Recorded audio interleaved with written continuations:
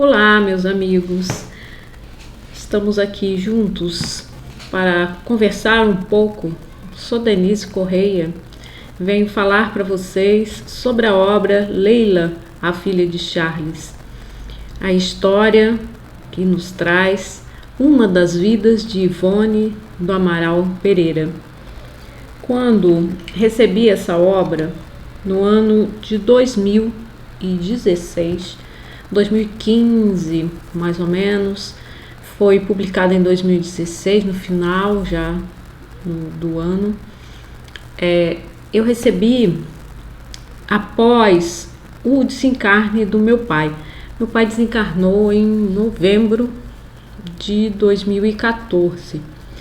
E eu estava muito triste com essa situação do encerramento da vida dele, e porque eu amava muito e tinha assim meu coração muito fragilizado nesse momento. Nós sabemos que nós não perdemos ninguém no plano espiritual, mas que a falta, que nós sentimos nos deixa enlutados por algum tempo. Então eu estava efetivamente recolhida em solidão e passei a ouvir muito a obra de Frédéric Chopin, que é um autor que eu admiro muito. E ao ouvir essa obra, fui ficando também circunspecta, melancólica, que são características do autor. E esse autor é um dos amigos de Ivone no mundo espiritual, mas eu sempre gostei da obra de Chopin, sempre gostei. E esse recolhimento foi me inspirando. Algumas imagens foram vindo, uns espíritos foram se apresentando para o trabalho e me coloquei à disposição todos os dias, no mesmo horário, me sentava para escrever. Começou com uma psicografia em um caderno, com um lápis. Depois, como eu vi o volume crescendo muito, fui passando para o computador, na minha casa mesmo, e senti essa inspiração de escrever por meio dessa sugestão espiritual, a qual era levada a ver as cenas. Via as cenas, transcrevia a espiritualidade, revisava, e uma das vezes em que eu coloquei no papel, percebi que era uma das vidas de Ivone e fiquei um pouco apreensiva com o que eu estava escrevendo, porque realmente essa história foi proibida de vir à Terra pela mediunidade de Ivone. Então é a história não revelada de Ivone. A única parte que nós temos dela, trazida por Ivone, está no livro Recordações da Mediunidade, quando ela fala da sua dor de ter ficado acamada, da sua operação perispiritual, quando ela fala sobre o seu recolhimento e a compreensão das dores as quais era cometida durante toda a vida. Somente aos 42 anos, quando ela tem essa crise, fica acamada por 2 meses, sem que os médicos possam dizer o que ela tenha. Somente aí ela tem essa lucidez espiritual para compreender o que realmente ela tinha feito e se lembra de seu suicídio. Então, quando eu percebi que se tratava dessa história, da história de Ivone, proibida por Dr. Bezerra, eu perguntei à espiritualidade se era isso mesmo que precisava vir e se poderia, se eu teria condições de trazer, e dentro da Casa Serra Fraterna, onde eu estava dando passes, eu recebi essa intuição de psicografar a carta de Charles, que é a carta que está no prefácio da obra. Então essa carta traz algumas informações da autorização dessa história vir a público e de como ela poderia tocar os corações de muitas pessoas, segundo ele, viriam a sofrer dos males que Ivone sofria nos próximos anos. E que eu também participaria do processo atendendo pessoas. Na época eu era professora, dava aula e não tinha assim ideias nenhuma de atender pessoas. Acabou que tudo que ele me falou na carta se concretizou na minha vida e realmente muitas pessoas começaram a sofrer depressão, processos obsessivos, terem ideias suicidas por processos de pânico, de depressão profunda e outros transtornos que nós vemos que são comuns hoje em dia, agravados pela pandemia em 2020 até 2022 e agora 2023. Outros surtos de outras coisas têm também levado as pessoas ao descontrole. Então tudo que está escrito se concretizou e venho aqui hoje falar sobre essa experiência um pouco diferente na minha vida. Eu estava me sentindo triste e o texto me consolou muito, me trouxe uma singeleza, uma delicadeza. Muitas pessoas dizem que Ivone sempre relata em suas obras que ela foi nobre, que ela foi bela, que ela foi talentosa. E esse quesito, né, nos seus romances, essas ideias sobre como ela foi, são simplesmente para nos mostrar as questões do orgulho e do egoísmo em que no nosso mundo nós muito valorizamos pessoas que são ricas, pessoas que têm posses, pessoas que têm talentos, pessoas que têm beleza, e o quanto podem estar equivocados no olhar espiritual. Então é uma forma que ela encontrou de nos mostrar como os valores são invertidos. E é isso exatamente que nós encontramos em Leila, a filha de Charles. A história que ficou proibida de ser trazida à Terra e que não foi revelada por Ivone, por ela não ter condições de trazer sem se abalar muito. Ela poderia ter sofrido muito ao se lembrar dessa história. O pior ela já tinha trazido, que era o suicídio. Ela precisava se lembrar para compreender suas dores. O pior ela já tinha trazido. Mas reviver toda a experiência seria muito difícil para ela. Seria uma necessidade a qual ela não teria como vivenciar. Então aqui caminhando um pouco, esse cartaz montado pela autora, pela editora M, nos diz sobre a história não revelada de Ivone e nos coloca aí a observar tanto a figura de Ivone quanto a perspectiva do espírito Arnaud de Numières, aquele que veio ditar o romance, que se apresentou para ditar o romance em nome de toda a família de Guzmán.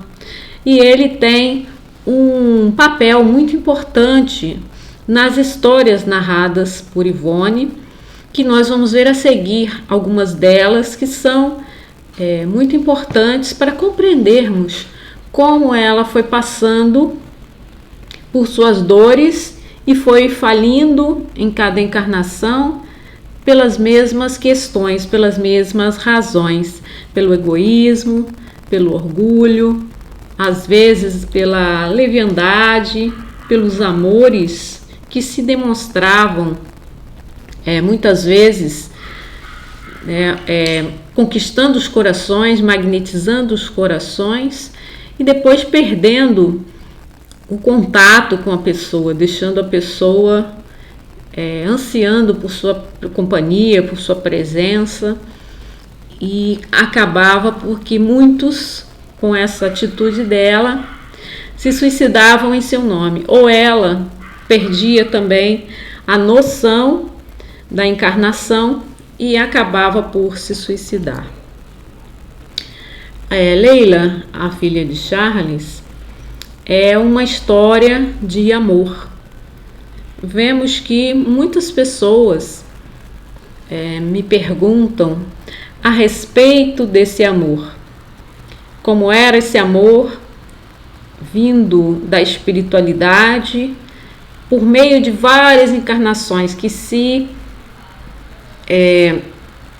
protela por várias encarnações, que vai cada vez mais se comprometendo por meio da lei de causa e efeito. E como que isso se dá nas teias espirituais? Então nós temos exemplos nas histórias de Ivone. Refletindo sobre a mensagem do livro, nós vemos que é uma história de amor. Amor filial por seu pai, né? A figura que está sempre presente ao lado dela, que é Charles, aquele que é seu mentor espiritual, quando ela reencarna como Ivone, seu pai como Leila, e em outras histórias passadas já tinha sido um padre que nasceu próximo a ela, tinha sido seu irmão, e em outras também encarnações tinha estado com ela como marido. Então são os temas abordados na obra: o amor filial por seu pai, o amor conjugal por seu marido, Roberto de Canalejas, o qual ela conhece muito jovem ainda, se apaixona e se casam, e a aventura que ela queria de ser uma pianista famosa, aplaudida pelas massas e de ter o seu nome reconhecido. Então, num pensamento simples, nós vemos a fala de Madre Teresa de Calcutá: amar deveria ser tão natural quanto respirar. Então, todos esses impulsos de Leila são impulsos amorosos. Todos os impulsos de Andréia, personagem de O Drama da Bretanha, são impulsos amorosos. De Berthe, todas as personagens que ela vem nos revelando por onde passou suas vidas. São inspirações do amor, mas o amor ainda muito incipiente, o amor ainda muito ligado aos apelos da materialidade, da atração de buscar ser admirada pelo sexo oposto, de buscar conquistar os olhares nos salões, aquela inspiração amorosa de conquistar um par para a vida toda, para um casamento, para fins de procriação, de gerar uma prole. Então esse amor pode-se dizer que é um amor imaturo. É um amor ainda na experiência carnal, o amor de um para um parceiro de vida. E nisso nós vemos em vários momentos nas vidas de Ivone. Aqui trouxe um trecho do Evangelho segundo o Espiritismo, falando sobre a lei do amor. O espírito Lázaro, que nos fala no capítulo 11 sobre o amor imortal e sobre a reencarnação. Vamos ver. O amor resume toda a doutrina de Jesus, porque é o sentimento por excelência. Então ele continua aí, o espírito Lázaro, dizendo que o amor no começo, ele é o amor ainda incipiente, tem instintos. Os instintos são a atração do sexo oposto. Depois o amor vai se aprimorando, mas ao mesmo tempo vai também se corrompendo e vai se perdendo nas emoções. E no final o amor amadurece plenamente quando ele se torna o amor ágape, aquele amor que é compaixão, que foi trazido ao mundo pelo Mestre Jesus, o qual ele veio aqui exemplificar e nos ensinar sobre esse amor. Continuando aqui a leitura do Evangelho, Lázaro nos diz que o Espiritismo vem pronunciar a segunda palavra do dicionário divino. A palavra levanta as lápides dos túmulos vazios, é a reencarnação vencendo a morte, que revela ao homem o seu patrimônio intelectual. Então a reencarnação, ela vem cumprir aqui o processo do espírito de se permitir a cada vida complementar a tarefa que foi deixada na vida anterior. E talvez, né, algumas dessas complementações venham aprimorar um pouquinho o nível da evolução humana. Então, na questão do amor, vai subindo até alcançar a compaixão, saindo do amor eros, que é ligado aos instintos.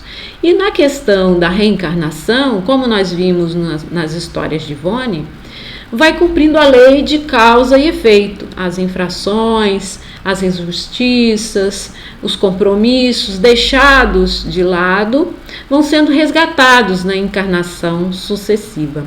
Assim nós vemos nas obras de Ivone, fantasticamente elaborados, essa consequência. Então, numa história encadeada com a outra, nós vemos as consequências dos seus atos de transgressão da lei de Deus sendo reharmonizados com a lei maior.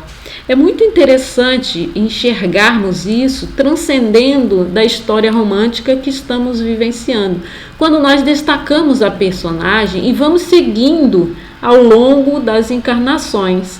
Então, no livro Nas Voragens do Pecado, vemos que há uma trama envolvendo Ruth e Carolina. Depois, no Cavaleiro de Lumières, a consequência dessa trama. O drama da Bretanha complica ainda mais pela própria falta das personagens de compreensão da lei de Deus. Então nós vamos vendo como a reencarnação nos mostra esse aprendizado ao longo das encarnações e da evolução daquele espírito. No caso de Ivone, até a encarnação de Leila, ela ainda estava na ignorância de si mesma, na ignorância das leis de Deus, dos seus potenciais mediúnicos, e o amor que ela conseguia verter ao semelhante era simplesmente o amor conjugal, esse amor o qual buscamos um parceiro para nos consorciarmos. Não conseguia compreender o amor ágape, o amor compaixão, o qual Jesus veio nos trazer como exemplos para a Terra.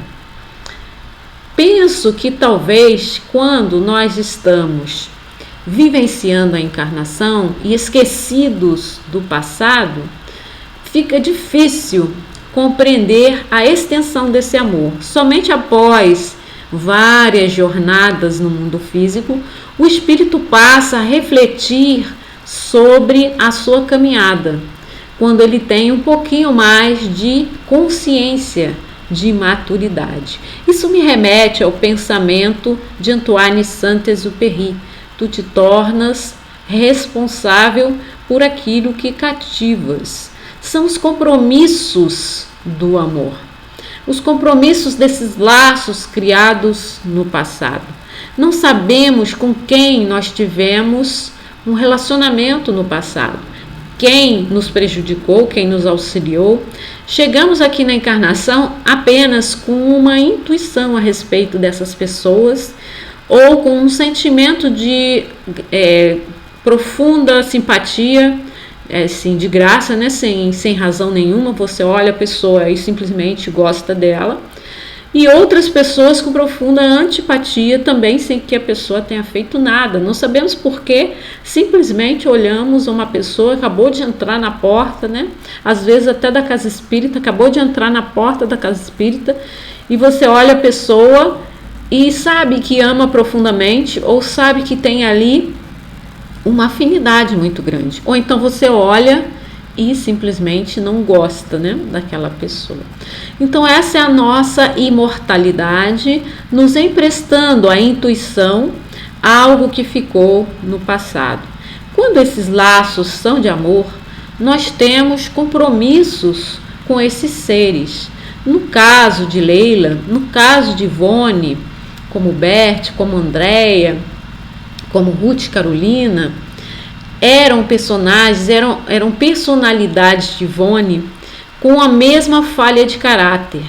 Elas atraíam os homens admiradores ou aqueles que estavam ao seu redor, atraíam como seu magnetismo, e esses apaixonados vinham até elas, que nessa trajetória cada vez mais se comprometiam. Então, quando nós atraímos alguém ao nosso campo de convivência, à nossa vida, e quando nós percebemos que estamos cativando essas pessoas, nós nos tornamos responsáveis por isso. Há muitos nas histórias de Ivone que se sentiam atraídos por ela, e ela de alguma forma incentivava essa simpatia, mas depois que se via admirada, simplesmente ela rompia com esse relacionamento, com essa amizade, com essa admiração, deixando as pessoas decepcionadas, e essa decepção profunda as levava ao suicídio. Sabemos que muitos não conseguiam superar essa ruptura, às vezes até incentivada por ela, e depois ela abandona, né, aquelas pessoas. Então, esse sentimento da responsabilidade pelos laços de amor, compromisso com os laços de amor, é o que queremos destacar aqui nesse ponto a respeito de Ivone. Então, mais um pouco pensando sobre como era Leila, ela era um espírito muito talentoso, tocava piano de forma exímia, e com o seu pai ela mantinha até mesmo um desafio para quem tocava melhor, ou talvez os dois tocassem a duas mãos, juntos. Então ele incentivava em Leila todas as artes e financiava seus estudos. Ela, que tinha nascido em sua família com todos os potenciais que na Terra nós podemos invejar em uma pessoa. Pessoas que são ricas e que têm condição de manter-se, né, em estudos ou o que quer que queiram fazer. Pessoas belas. Ivone, em sua encarnação como Leila, era muito bela. Era admirada pelas suas amigas, pelos os amigos de seu pai que frequentavam a sua casa, na escola onde frequentava, no convento das freiras, né, no colégio interno para onde ela foi encaminhada. Sua beleza saltava aos olhos, possuía talentos, possuía riqueza, possuía beleza e era muito jovem. Então Leila era considerado entre os felizes do mundo, e por isso ela era muito orgulhosa de seus talentos, orgulhosa de sua riqueza, orgulhosa de sua juventude e de sua beleza. Estava em acordo com o seu tempo. Tudo que ela queria, seu pai lhe comprava. Então Leila era um espírito muito orgulhoso. Então trago aqui a fala do Mestre Jesus: amai-vos uns aos outros como eu vos amei. Dizendo que ele veio nos exemplificar esse amor muito maior, esse amor com paixão por aqueles que são os doentes, que são os necessitados. Então esse tipo de amor Leila não conhecia. E seu pai, que era Charles, queria mostrar a ela esse tipo de amor e a convidava para frequentar o hospital que ele mantinha sob suas custas e no qual trabalhava de graça para atender a população carente de seu tempo. Então ele convidava para que a filha viesse ver. Mais uma série de contratempos, a própria mãe não aceitava que ela fosse, né, saísse da casa. E ele dizia que enquanto ela vivesse entre as almofadas, entre as rendas, entre os mimos da mansão onde eles viviam, que ela não se tocaria pela dor do outro como queria o Mestre Jesus. Então Leila crescia, embora riquíssima em educação, tinha o melhor que a sociedade, tanto de Lisboa quanto de Madrid, né, onde seu pai residia e onde depois ela veio morar em Lisboa, e também em Paris, para onde foi estudar no colégio interno. Os melhores professores, os melhores instrutores e todo o conhecimento da época era colocado à sua disposição. E ela, com 15 anos, então regressa à casa do pai e ele a convida para professar uma fé, seja a fé católica, que era de sua mãe Constância, ou sua própria fé, que era espírita, que já nessa época Kardec tinha lançado o Livro dos Espíritos. Então ele convida Leila a estudar o Livro dos Espíritos. Para não desagradar ao pai, ela lia, mas como tinha uma mediunidade exacerbada, ela não lia com o cuidado necessário, ela lia com a desconfiança, querendo achar falhas de raciocínio, querendo dizer que aquilo não tinha nenhum valor. Tampouco seguia sua mãe no catolicismo, ia às missas, frequentava, no colégio interno era obrigada também a frequentar a fé católica, mas nada disso lhe dizia nenhum conteúdo, porque ela não tinha valores espirituais nem valores morais. Então seu pai descobre que ela é pobre de valores morais, e isso lhe dá algumas discussões muito interessantes ao longo do livro, porque ele é muito cuidadoso e caridoso com sua filha. Então aqui nós temos a lembrança, né, de que essa história foi encenada em 2017 pela Companhia Namastê de Teatro Espírita, na cidade de Cataguases, e as pessoas fizeram o elenco, né, junto com o conto Nina, da obra Sublimação. Então o enredo todo se passa, né, dando sequência ao conto Nina e encadeando na obra. Leila foi uma apresentação muito boa, fui convidada aí e recebi muitos elogios, né, das pessoas, e vi que o trabalho era muito sério e gostei muito de participar.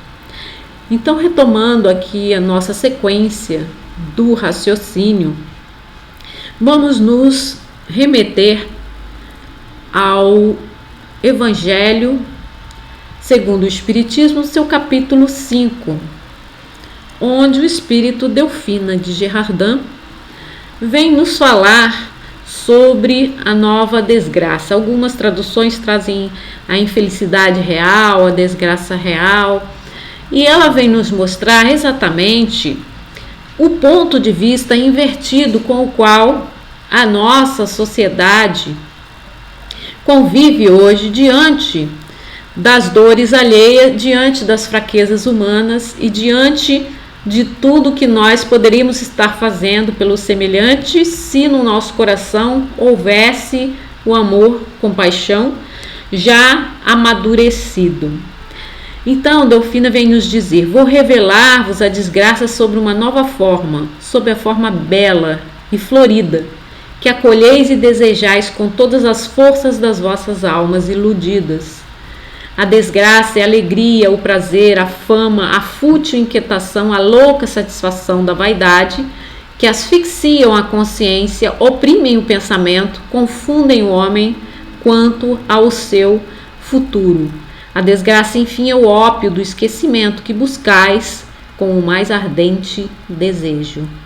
Então, aqui ela vem nos dizer que a verdadeira infelicidade está no homem que se ilude, achando que os prazeres da vida, a fama, a inquietação por ir buscar esse tipo de prazer, a saída todas as noites, nessa alegria falsa, essa loucura, vão asfixiando a consciência. A pessoa vai perdendo a real noção da sua trajetória como espírito imortal, reencarnado, para cumprir um plano muito maior de sua vida, de suas vidas passadas, e que ele perde de vista simplesmente por meio desse ópio do esquecimento, por meio dessa ilusão, essa grande ilusão da vida humana, em que ali estaria a alegria, a felicidade nesses lugares, ou com essas companhias, né, com essas pessoas, ou com essas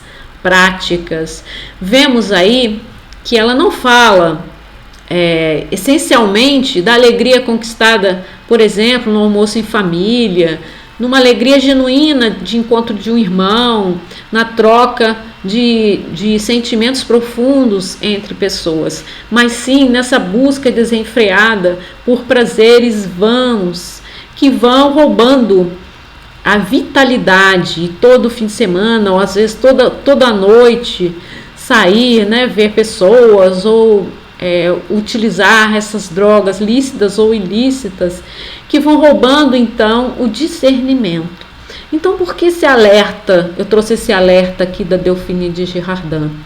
Porque Leila era exatamente esse tipo de pessoa. Estava iludida com os seus talentos, com sua beleza, com sua riqueza, e tinha perdido de vista a essência de sua encarnação, que era transformar-se pelo amor, que era cumprir um casamento onde exerceria ali um papel mais pacato junto à família, onde tinha compromissos severos com aquele homem, o qual tinha escolhido como seu marido por forças do passado, e precisava então ter a coragem, ter a honradez de continuar naquele papel de esposa durante aquela sua vida, como Leila de Canalejas, onde ela mostra, né, essa sua vida. Lembro-me também da obra Sublimação, que são contos, foram trazidos à mediunidade de Ivone, alguns contos de Leon Tolstói, se não me engano 4 contos de Leon Tolstói e 2 de Charles. O conto Evolução, onde nós vemos o começo dos dois juntos, quando eles se encontram e se amam e formam realmente um casal. E no conto Nina, que é a obra que eu já falei, é um conto maior desse livro, e está no final, e ele tem as razões, o motivo, as personagens que vão se complementar na obra Leila.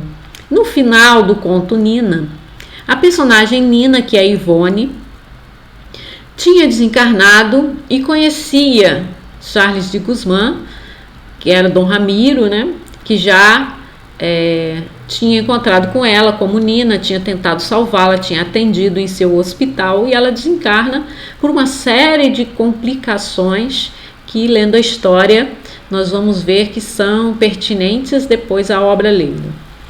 Então ela já em espírito vem conversar com ele e pede para reencarnar como sua filha. E nós vemos no diálogo: tenho necessidade de retornar à terra e quisera ser vossa filha, pois no passado tenho sido quase uma filha para vós. Isso é ela pedindo em espírito para a mediunidade de Charles, que poderia percebê-la no plano espiritual. Ele que já era espírita e já estudava, né, no compêndio de Allan Kardec. E ele responde: Nina, minha filha, prover tudo o que necessitares, para que nada te falte, compensar-te do martírio que padeceste ainda ontem, como Nina, dar-te um novo corpo para que progridas para Deus, sob meu cuidado, dar-te o meu nome, sim, minha amada. Então ele aceita esse papel de pai e vai reorganizar sua vida, reaproxima-se de Constância para que ela possa reencarnar. Então esse diálogo acontece quando ela vem pedir a ele para ser pai dela, e ela aceita, né, e ele aceita que ela venha como sua filha. Então, falando um pouco de Charles, ele vai acompanhando a trajetória de Ivone ao longo de suas encarnações, e é um personagem recorrente nas suas obras, que já vou falar, daqui a pouco vou falar um pouco das obras e vou trazer esse detalhe, né, das personagens que estão a cada dia ao seu redor, ou seja, a cada encarnação ao seu redor, complementando tanto a sua jornada evolutiva quanto os seus afetos em sua jornada espiritual encarnada aqui na Terra. Então vem sempre como irmão, como pai, como um padre amigo da família. Então, o Charles é caridoso filantropo. Como eu disse, ele, como Charles Ramiro de Guzmán e Montalbán, que está no conto Nina e também na obra Leila, mantém um hospital para doentes, que ele mesmo, como médico, atende. E tinha desencarnado como mártir cristão. Na obra Nas Voragens do Pecado, ele é huguenote.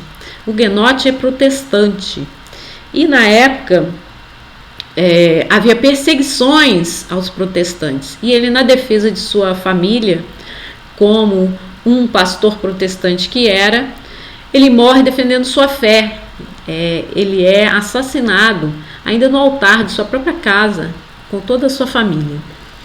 E ele morre ali em serviço do Cristo. Ele morre como mártir, e isso lhe confere créditos no mundo espiritual. Ele aceita receber esse espírito amado de Leila, né, de Nina, que ele conhecia, como sua filha. E tenta resgatar Leila da pior das ignorâncias, a ignorância da fé, que é como ele chama. Então, quando ele conversa com ela e descobre que ela não queria ser católica, tampouco queria ser espírita, porque não tinha nenhuma fé que acalentasse seu coração, nenhuma fé que sustentasse uma busca genuína por valores espirituais, por uma melhoria moral. Então tem um diálogo lindíssimo na obra Leila entre Charles e ela, onde Charles tenta perceber no coração de Leila o que chamava sua atenção. E ela diz que ela não consegue compreender a caridade, nem o amor pelos desvalidos, por aqueles que eram tratados no hospital de seu pai. Ela só compreende o amor no sentido romântico e às vezes a admiração por pelas artes, pela música, pelo próprio pai, mas ela não consegue compreender esse amor de filantropia, de ajuda ao próximo que o pai queria que ela tivesse, que ela conquistasse em seu coração. Então, nós vemos que ele era um ser que estava adiante no caminho evolutivo e tinha condição, na figura de pai ali, de orientá-la, e tentou fazer isso muitas vezes. Tentou orientá-la na fé espírita ou em qualquer outra fé que ela quisesse ser levada a estudar. Com sua mãe ela frequenta a igreja, mas nada disso chama-lhe a atenção. Então trouxe aqui do Evangelho segundo o Espiritismo, no capítulo 13, o tema A Piedade, trazido pelo Espírito Michel. Nós vemos na fala de Michel um destaque importante para esse sentimento, que era exatamente o que Charles queria despertar no coração de Leila quando a convida a visitar o hospital e a ver as pessoas em sofrimento, para que ela pudesse despertar a piedade. Então diz-nos Michel: o sentimento mais apropriado para vos fazer progredir, domando vosso egoísmo e vosso orgulho, aquele que dispõe vossa alma à humildade, à beneficência, ao amor ao próximo, é a piedade. Essa piedade que vos comove até as fibras mais íntimas diante do sofrimento de vossos irmãos, que vos leva a estender-lhes a mão caridosa e vos arranca lágrimas de simpatia. Então esse sentimento, por trás desse sentimento, em que a pessoa é levada a olhar para o outro e a entregar a ele, né, o que ele estiver necessitando por um dever moral de auxiliar, vem nos colocar, junto com a piedade, o coração aberto à humildade, porque nós nos sentimos iguais ao outro. O sentimento de beneficência ao que está necessitado, caído, o amor ao próximo. Então a piedade vem abrir caminho para a misericórdia, para o amor ágape que Jesus vem nos trazer. E esse sentimento em destaque vai aflorar em nós, né, essa evolução do amor que vem caminhando de Eros, né, para o ágape. Então o amor de um para um vai se ampliar a todo aquele que estiver em necessidade, especialmente, que era o que Jesus fazia. Jesus saía buscando quem estava doente para o ajudar. Buscava os cegos, os deficientes, os doentes, ia conversar com as pessoas excluídas da sociedade para trazê-las de volta ao seu coração amoroso, para colocá-las conscientes de sua condição efêmera no planeta Terra, passageira, rápida, em que ele estava de alguma forma superando suas dores do passado, em que ele estava em provas. Então Jesus conversa com muitas pessoas explicando essa questão e dando orientação a tudo que perguntavam a ele. Continua então o Espírito Michel. Jamais sufoqueis, portanto, em vossos corações essa emoção celeste, a piedade. Nem façais com que esses endurecidos egoístas que fogem dos aflitos, para que a visão de suas misérias não lhes perturbe por um instante a feliz existência. Temei ficar indiferente, quando puderdes ser úteis. Então, o contrário da piedade é a indiferença. Quando nós passamos pelo caído, aquele que está nas ruas, às vezes pedindo uns trocados, ou pedindo que se pague uma comida, ou pedindo alguma coisa, e muitas pessoas passam como se nem estivessem enxergando aquela pessoa em sofrimento ali, se tornam indiferentes. São aqueles que vão pelo caminho e que não se comovem com a dor alheia. Como na parábola dita a Jesus ao moço que o perguntava o que fazer para entrar no reino dos céus. E se havia alguma forma, né, de conhecer o próximo. Quem é o próximo? Quem é o meu próximo? E ele conta então que descia de Jerusalém para Jericó um levita, que é uma espécie de conhecedor da lei divina, e vê um homem caído e passa ao largo. Então, assim, como se fosse hoje um sacerdote, como se fosse um padre ou um espírita que passa e não vê a pessoa caída, não ajuda aquela pessoa caída. E aí Jesus fala que passa um samaritano, que era tipo uma pessoa considerada por eles como sendo, né, excluída. Eles excluíam os samaritanos da sua convivência porque tinham uma fé diferente, adoravam em outro lugar, né, que não era esperado pelos judeus. Então ele fala que justo o samaritano, que era esse excluído, assim como se a gente estivesse vendo uma pessoa da sociedade que tem poucos recursos e que para ajudar o outro, enquanto um que tem muitos recursos deixa a pessoa continuar sofrendo. Então esse justamente que pega a pessoa, coloca em sua montaria, leva para uma estalagem, chama um médico para atendê-lo, ou pede que o leve, né, para alguém que possa cuidar dele. Então esse tipo de cuidado é que ele vem nos exemplificar com o caído, com o necessitado, com o que está pedindo ajuda. Então esse sentimento era aquele que Charles queria despertar no coração de Leila. E a convida a ir ao hospital, mas ela não vai. A sua mãe, em princípio, proíbe, porque acha que não é lugar de uma moça visitar um hospital com pessoas doentes. E depois, o seu pai insiste no convite e ela meio que ignora, meio que deixa para depois. E aí ela só vai quando ela se sente interessada por Roberto de Canaleiras, que o ajudava no hospital. Então ela vem interessada pela pessoa de Roberto, não pela piedade, nem pelos caídos, nem pelos necessitados. E quando Roberto a convida, ela vai ao hospital e finalmente se depara com a dor alheia. E se sente mal junto com as pessoas porque era extremamente sensível, era médium e acaba por se comover e por perceber a espiritualidade em redor daqueles mais necessitados. Aqui nós vemos, né, que a obra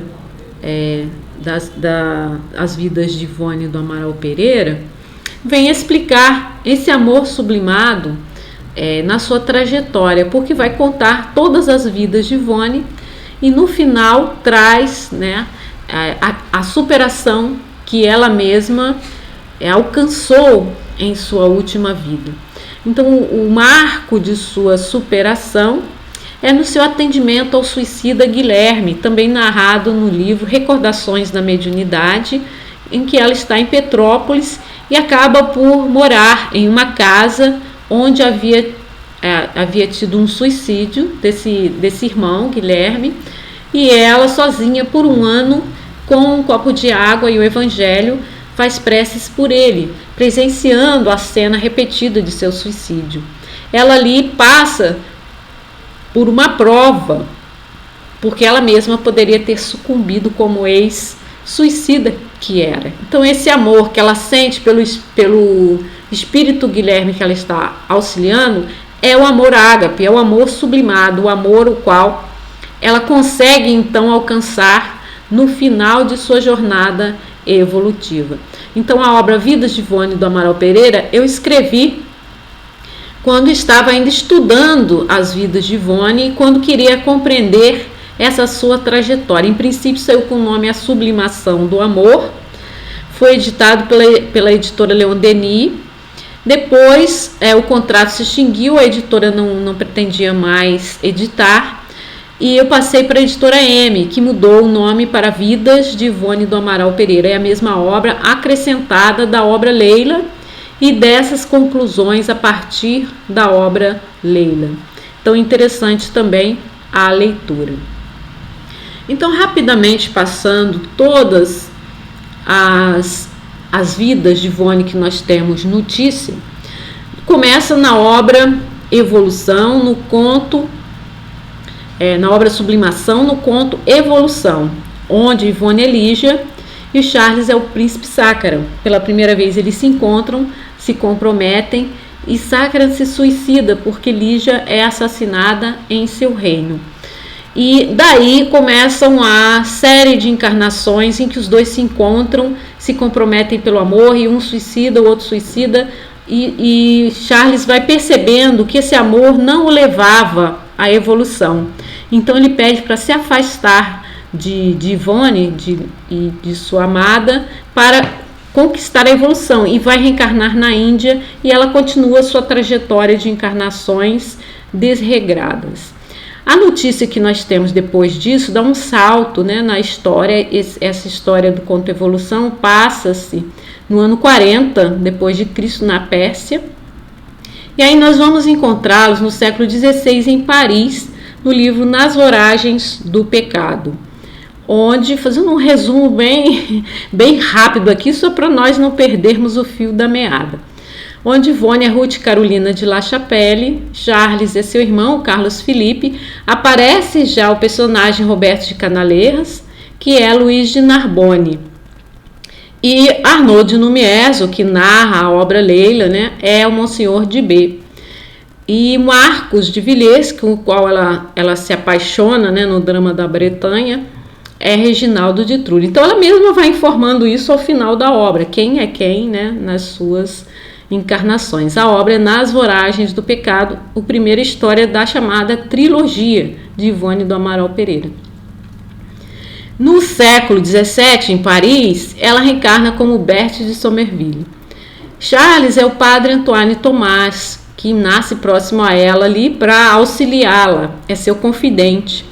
Roberto de Canaleiras é Henri de Numies, que acaba por se matar por ela, porque eles chegam a se casar e ela o abandona e foge com o seu primo, que também era para ela prometido, e que ela se apaixona por ele.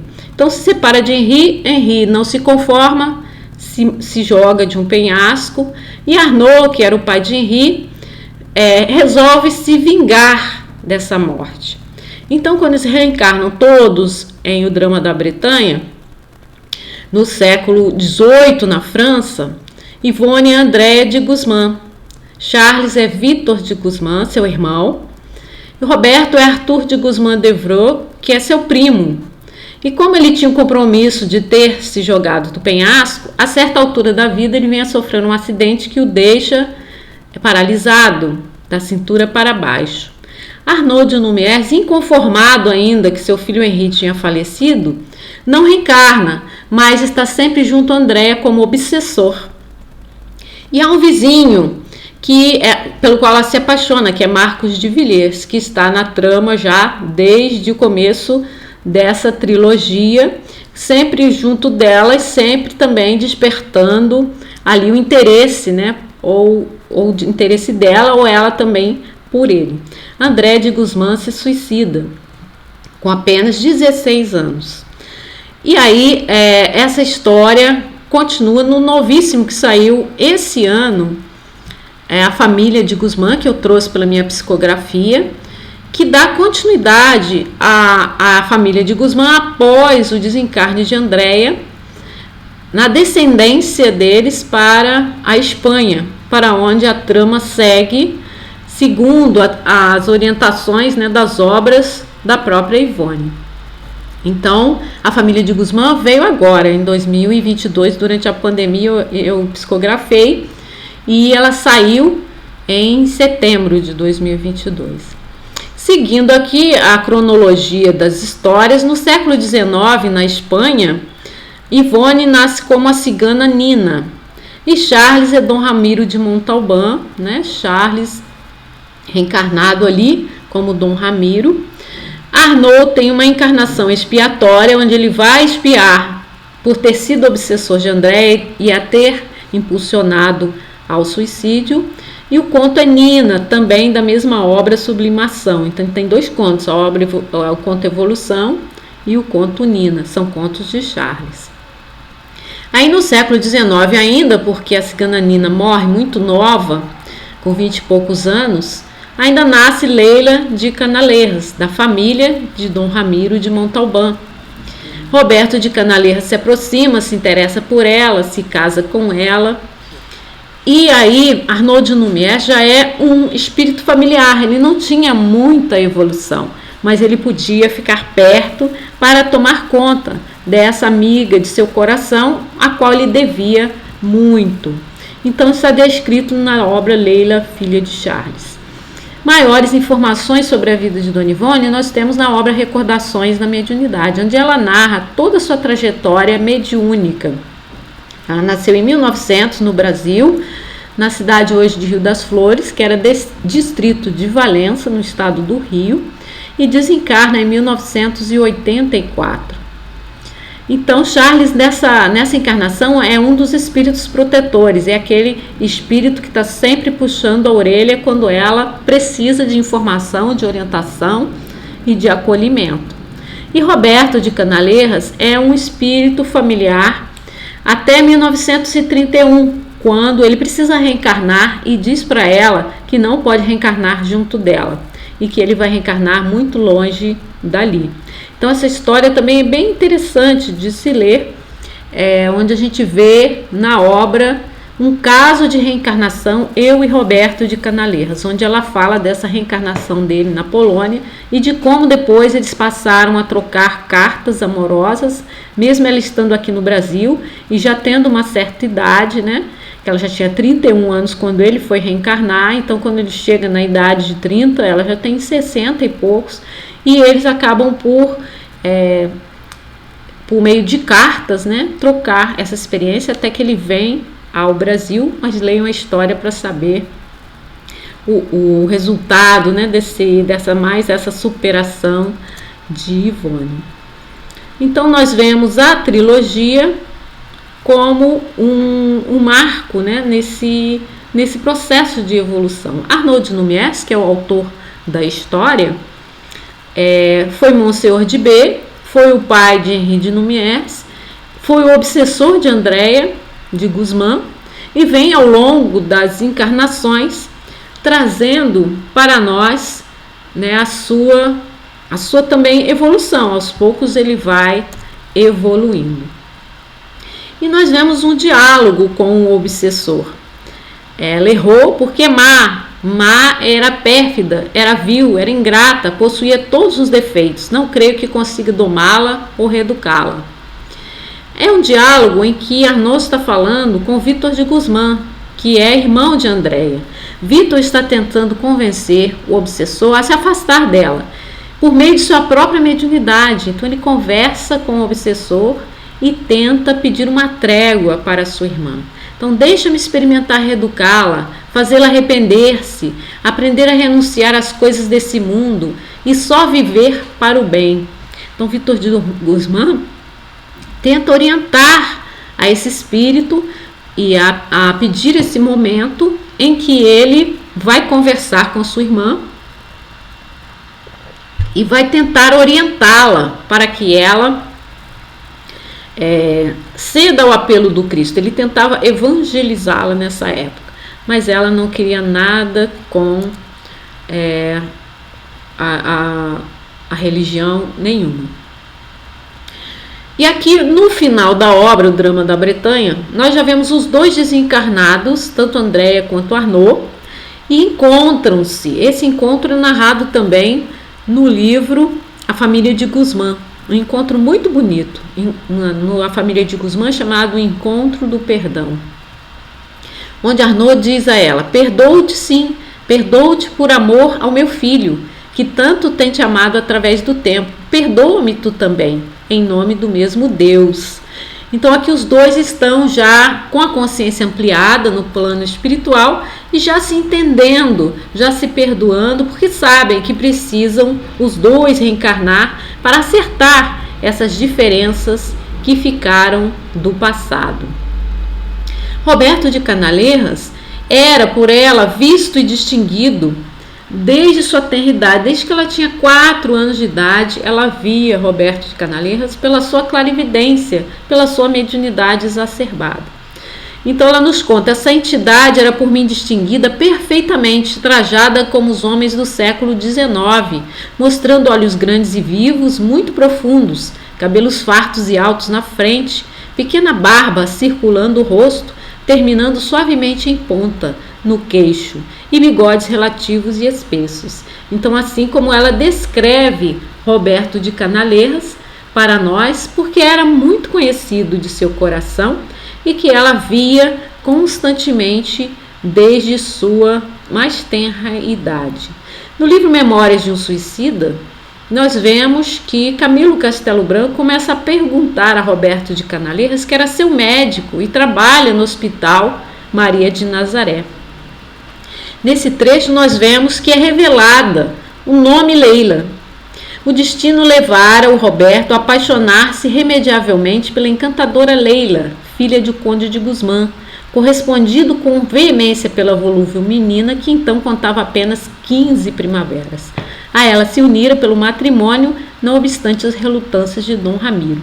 Então Camilo Castelo Branco fica sabendo ali do romance que tiveram Roberto, que é seu médico na ala do Hospital Maria de Nazaré, e aquela que ele conhecia dos salões de Lisboa, Leila de Canalejas, né? Leila de Guzmán e Canalejas. Aqui nós vemos mais um pedaço desse diálogo, onde o próprio Camilo pergunta a Roberto onde estaria Leila. Perdoai-me, boníssimo doutor, vossa esposa, a formosa Leila, onde se encontra presentemente? Ele sabia que Leila era formosa porque ele a conhecia de Lisboa. Aí Roberto abre uma tela e mostra a menina reencarnada lá em Valença, né, com uma tecnologia que só hoje nós podemos entender o que era. Então aí está, reencarnada na terra de Santa Cruz, onde palmilhará seu doloroso calvário de expiações. Aí a Ivone já reencarnada, né, como sendo aquela que vem nos trazer a serenidade do trabalho espiritual, para que nós possamos receber nos dias de hoje essa esfera de luz que nos ampara ao longo da caminhada. Então aqui já vemos que Leila é uma história emocionante, é uma história comovente, como todas as histórias de Ivone, que nos traz essa dedicação desse espírito que aprendeu a sublimar o seu amor por meio da dor. Foi falhando, foi errando, foi vendo seus desafetos em compromissos os quais ela tinha assumido antes, sendo desfeitos, e as pessoas se entregando ao suicídio involuntário e até mesmo a irresponsabilidades em seu nome, acabam por falecer. E ela se sente tocada por essas dores. E sua vida toda, como Ivone, ela sofre as mesmas dores sem compreender, até chegar esses momentos de clarificação espiritual, onde são mostrados a ela os quadros de suas vidas no passado. Então essa história emocionante nos deixa a pensar. Leiam e tenham em seus corações essa bênção de receber a inspiração de Ivone, esse espírito corajoso, determinado, que segue confiante na trajetória espiritual, trazendo até hoje o seu amparo ao nosso coração, trazendo até hoje, por meio de suas obras, muitas informações da doutrina espírita, sendo fiel a Allan Kardec, um espírito que tem bom senso, discernimento e íntegro dentro da doutrina. Sigam a sua orientação.